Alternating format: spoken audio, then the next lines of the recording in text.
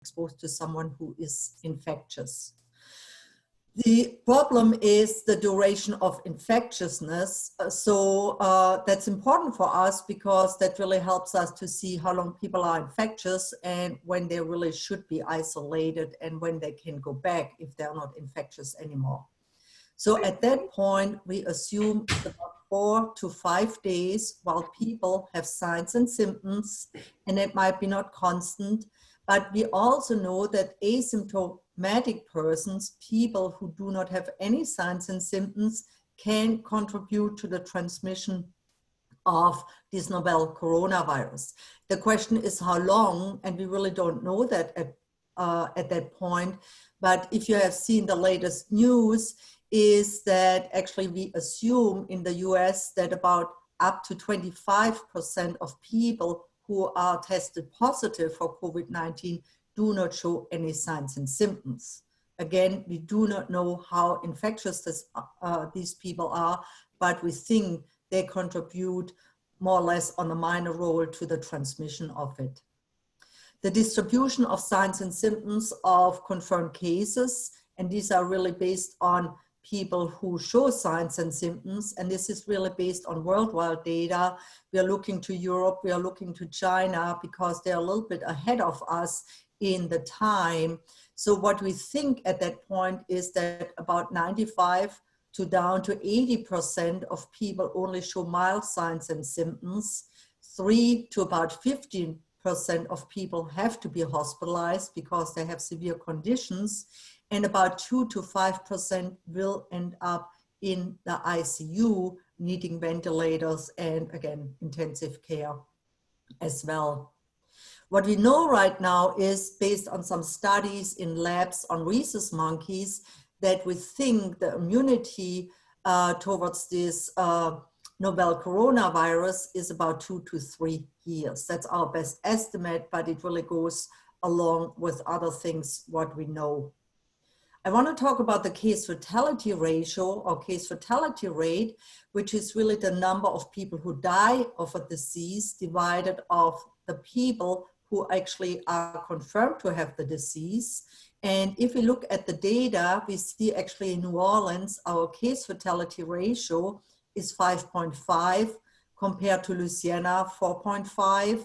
US overall is 1.9. Germany is 1.0, and Italy, and you might have seen that, is almost up to 12% people who are confirmed and dying of COVID-19.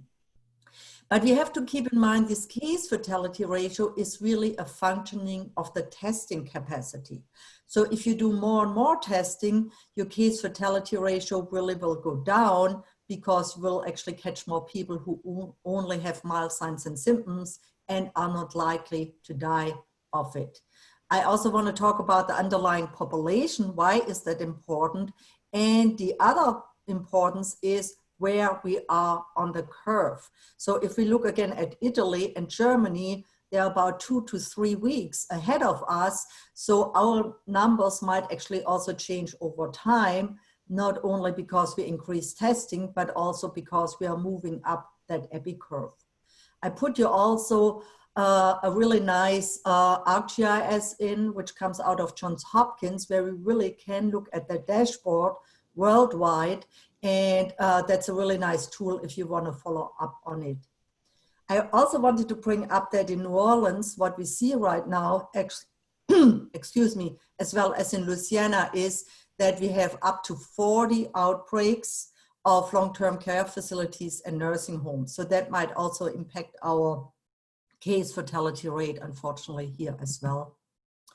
So if we have to think about this, who is at highest risk? There are actually some data out there, underlying conditions in intensive care unit patients and deaths. And keep in mind, these are all independent of age. However, as we know, our comorbidity up as age increases as well. So there is, just last night came out a new CDC MMWR, and I also put that in there. You might want to read about it, but based on US patient data who are actually ending up in intensive care units, what they are seeing is diabetes. 32% of them have diabetes, 21% have chronic lung disease, 29% cardiovascular disease, chronic renal disease, 12%, and current smokers, 7%. So these are really the patients who end up in ICU.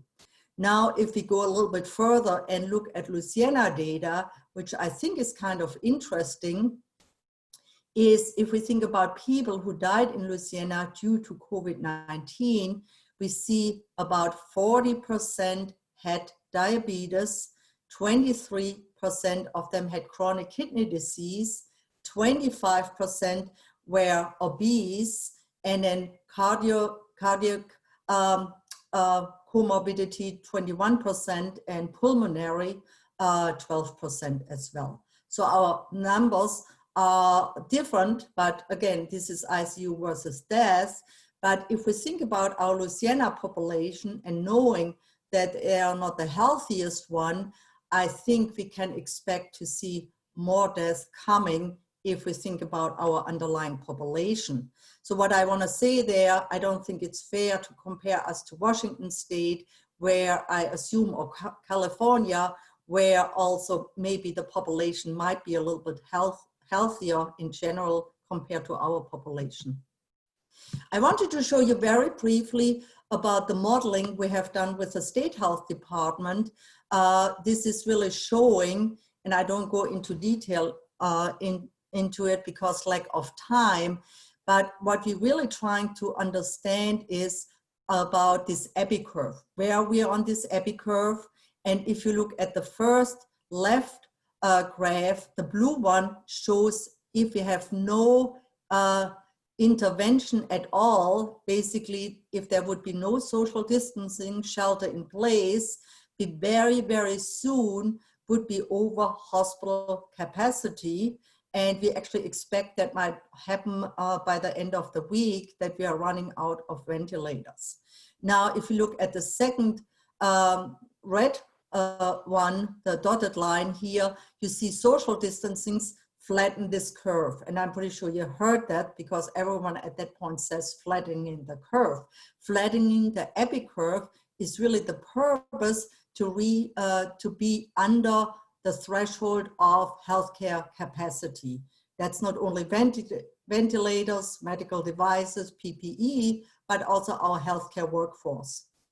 And then the last one, which is the really small one, is the shelter in place. And you see it even goes lower down if we are really staying at home until we really have to go out to do some food shopping and other things. The other slide is basically our model on hospitalization. At that point, we assume 77.3% of infections will end up to be hospitalized. And you see more or less, it doesn't really make a big difference here. But based on what we know and modelers have done is if we assume that this reproductive number is somewhere between 2 and 3, that would mean that 50 to 67% of infected persons have to be recovered and immune to really be at the peak of this epicurve. So a lot of people will be infected. Hopefully a lot of them have only mild signs and symptoms or asymptomatic, but that really would then bring us on the other side of the epicurve, on the downwards trend. So the big question is, when do we get back to normal? When do we loosen the public health restriction? And that's a very good question, and I'm very happy that I don't have to chime into that because that's very difficult. So if you think about, we are downwards in the trend. We see less number of cases or less number of people hospitalized, and we are going downward. So if we then loosen all these restrictions, which are put in place by public health officials and by our governor, then what will happen? We will see another peak, because at that point, everyone who is still susceptible will go out and probably will get infected. So that's the concern. When is the right time? I do not have the answer for that. The other problem is, and we haven't talked about that yet, but we also still assume there's a seasonality of this SARS coronavirus too. What does that mean? So what does that mean? That probably during the summer months as other cold viruses, which are also coronaviruses or our seasonal influenza, it will go down. But then if we assume that not everyone is at that point was infected, recovered, and immune, we will actually see most likely a smaller epidemic in the fall, because at that point coronaviruses is increasing again, and that probably will fall along our seasonal influenza season as well. So in the long term, it probably will get seasonal as well, but there will be a second peak. In the near future, and I just wanted to bring up, there's really the hope to have a 5-minute test available. And I think that's very important, because if people don't have to wait 3 to 4 days to get their lab tests back and see if they were positive, that really tells them, okay, you better self-isolate, don't be in the same room as your family, kids, and other things, stay away if possible, and keep to yourself. There's also talk about the vaccine about 18 months, but again, at that point, that's a long way down there, and we will see how fast that goes and if it's really useful after 18 months still to do that. The importance of serological tests is very important, because what they really tell us, if we would test everyone on the population and would see that they have antibodies to COVID-19, that basically would tell us they are immune. And Germany, and you hear from my accent, I'm actually originally from Germany before I went to Johns Hopkins, is the importance there, and I think that's pretty neat. So if we would test everyone and see who has antibodies, assuming that the antibodies tell us that they are immune, then they would be able to return to work because they cannot get COVID-19 again. So I think that's a pretty creative, interesting thing. They're not there yet, but I think they're moving towards to do these kind of things. We also know, like from Ebola and actually from the pandemic flu of 1918, that we can use antibodies and use these antibodies to treat severe cases, and use basically all these antibodies, and I apologize, there is a typo in there, but if we have all these COVID-19 survivors, take their antibodies and treat more severe cases with that, that might be also a very useful treatment for these people. And I think that's what I have. Well, thank you so much, Dr. Straif-Bourgeois. That was really wonderful. You know, it's definitely been a trying time for all of us. We've never experienced anything like this in our lifetimes. Yes. So that information is just helpful. It sort of feels like being at the fire hydrant, though, where I need to read over it a few times before it really sinks in, and I understand just the gravity of the situation that we're in, and seeing those curves flattening in that shelter in place was really fascinating. I was on the phone with my sister. She works in the hospital system in South Carolina, and 2 of the mayors in that state have put a shelter in place for two different counties. But I see from your graph that it really makes a difference, from just the isolation that we're in now and then going into shelter in place. Well, it makes a difference if people adhere to that. And as you know, we actually have some problems in Louisiana that people still continue to have people going to their church and other things like that. So this is really flattening the curve, is really under the assumption that everyone feels responsible enough for themselves, but also for the elderly or people with underlying conditions, that they really do it. Do you think that we could ever get to a shelter in place? Do you think that's something that? Well, we are already at the shelter in place at that point. Shelter in place basically means that you can only really go out to essential doing services like getting gas, going to the pharmacy, or do your food shopping. You still can go out and walk, ride your bike, or be in your backyard, as long as you stay 6 feet away from other people. So I think at that point, we are already in the shelter in place. We are not in the lockdown mode, which we have seen in Italy. Here, really, the problem is if you go out, they actually police checks on you while you're out there. And we are not doing that. If you go food shopping these days, I mean, it's not about it, but no one really checks on you.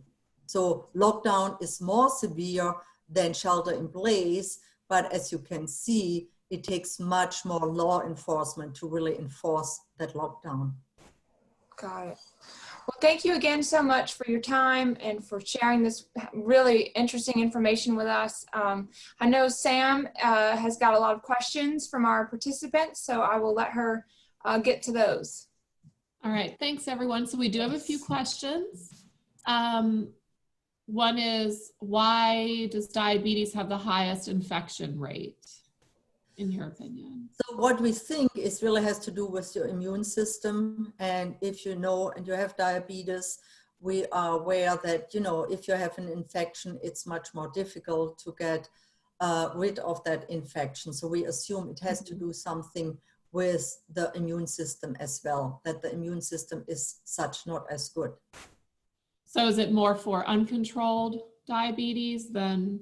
Good question. So I really cannot answer that based on the data because we really don't know if these people in ICU or actually the people who died in Louisiana had uncontrolled diabetes or controlled. That's a very good question. I do not know that. Okay. Okay, moving on. We've got someone said that they would have thought that someone with like a cardiac condition would have the highest, would be at the highest risk. Yes, that's what we assumed originally. If you think about originally when we talked about risk factors, we said cardiac, cardiovascular disease, respiratory disease, which also does not show up as high as we thought. And then again, diabetes, asthma, and other things. Okay. This is an interesting question. What is the best advice you have for recovering infected people and when they can leave self-isolation? Says, I read on CDC that it was consecutive 2 negative tests, but is this realistic with test shortages in New Orleans? So not very realistic at that point because we are really still under testing capacity.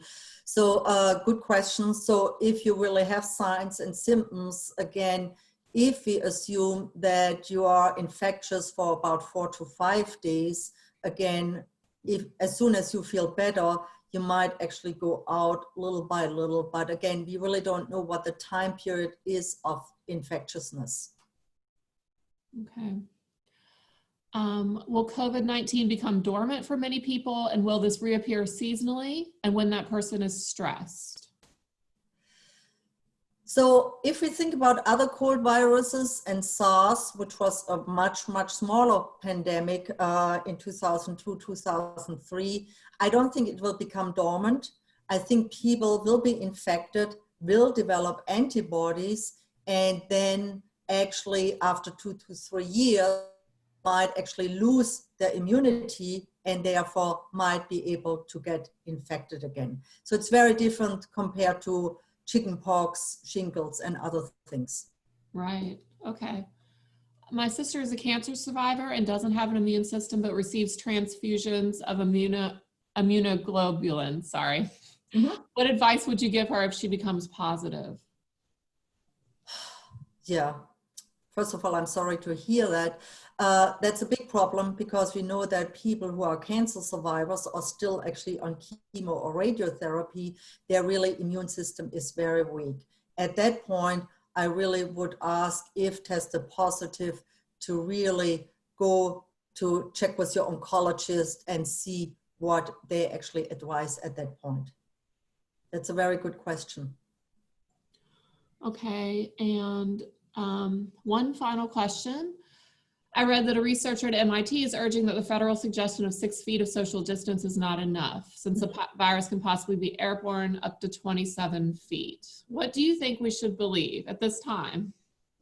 So there are studies done about the viral survival on environmental surfaces, and what they did, they actually said that this virus can be in the air for up to 3 hours. But if you think about that, if I would go in a room where someone is really highly infectious, very symptomatic, coughs and other things like that, I could get infected at that point. That's why our healthcare personnel really have this protective gear on, which looks more or less like the Ebola gear we have seen in West Africa, because it could be in the air. We still believe that the major mode of transmission is droplet transmission. So if we think about this bigger droplet, they are normally falling down onto the floor within 6 feet.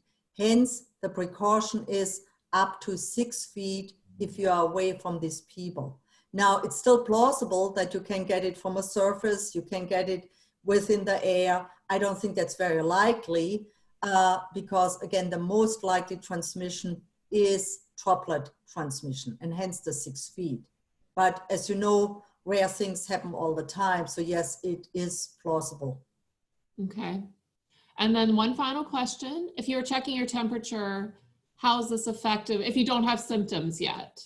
How can you, how can you protect others if you don't even have symptoms? Well, if you don't have symptoms, you shouldn't have fever at that point. Right. I think you can test your temperature, and just if you feel fever and you feel really a little bit under the weather, because people have a big variety of signs and symptoms, at that point, I would just stay away from my family and just say, listen, I don't want to cook. I don't want to be in the same space as you, because we don't know at that point how long I would be infectious with mild signs and symptoms. But then also keep in mind, we really don't know if people, if they do not show any signs and symptoms, how long they are infectious. Right. Is there any recommendations there? No, because we don't have enough data yet. But what you might have seen is like the discussion about masks. So that comes up again. For the longest time in the US, we told everyone, you don't need masks to go out there. And it really doesn't help. We have a shortage. We really need it for our healthcare workers. And really, it doesn't help you too much, because if you wear it, you take it down and there's some fluid, you might actually more likely, if you touch your face, get infected. Now that's currently revised because, again, we don't know if people are actually have no signs and symptoms, how likely are they going to transmit it if they go to the store. Also, how likely are people who really don't show any big signs and symptoms, how likely are they going to transmit it? So I think that's currently the discussion in the White House. I have seen yesterday a story from Germany where actually a mayor of a city says everyone can only do food shopping if they have a mask on. So I think the idea here is, and I'm not sure if that really makes sense because they also have a shortage of masks down there, is really, if you think if you're infectious, you will protect the other ones. So it's really not that much of a thing to protect yourself, but you potentially would protect other ones to infect them while you do your food shopping. But we still have no conclusions, and at that point that will be up to the White House and of course of our hero epidemiologist, Dr. Fauci, as well, to decide that. Right. All right, that's all of our questions. Crystal, do you want to close out for us? Okay, yes, wonderful. Well, thank you all again for joining us in our very first webinar on COVID-19. We are doing a series of these, as we mentioned earlier, so we hope that you'll tune in for more as we have our experts from LSU Health talk to us about what we're doing around the coronavirus. And thank you again, Dr. Straif-Bourgeois. We really appreciate you giving of your time and for all of the information you shared with us. It's really helpful, and everyone take care and stay well, and we'll see you next time. Thank you, everybody. Thanks, bye.